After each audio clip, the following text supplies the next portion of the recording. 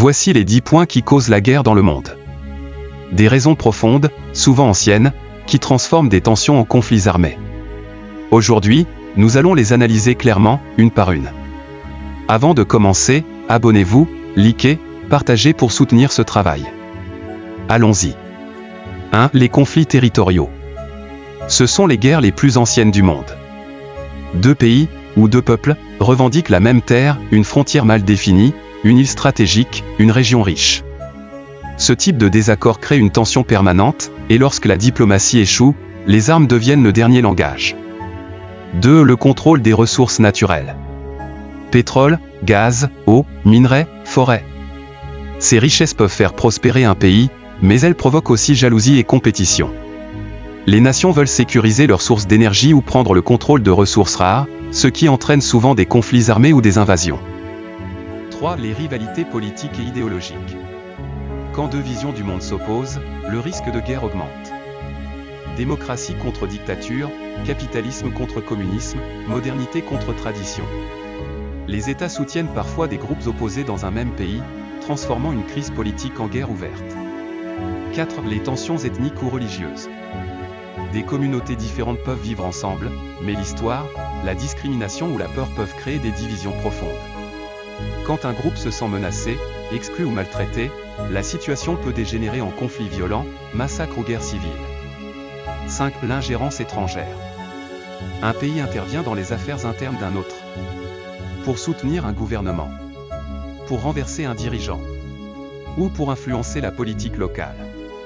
Ces interventions déclenchent souvent des réactions violentes, des résistances armées et parfois des guerres internationales. 6. La compétition entre grandes puissances. Les superpuissances cherchent à étendre leur influence économique, militaire ou stratégique. Elles se battent pour des alliances, des zones géopolitiques importantes ou des routes commerciales. Cette rivalité crée des conflits indirects où plusieurs pays se retrouvent impliqués malgré eux. 7. Le nationalisme extrême.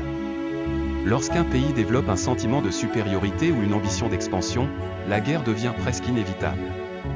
Le nationalisme pousse souvent les dirigeants à vouloir montrer leur force ou récupérer des territoires historiques, ce qui provoque des confrontations. 8. Les injustices économiques et sociales. La pauvreté extrême, le chômage, la faim, les inégalités, et surtout la corruption créent de la colère dans une population. Quand un peuple n'a plus confiance dans son gouvernement, des révoltes éclatent, et ces révoltes peuvent rapidement se transformer en guerre civile.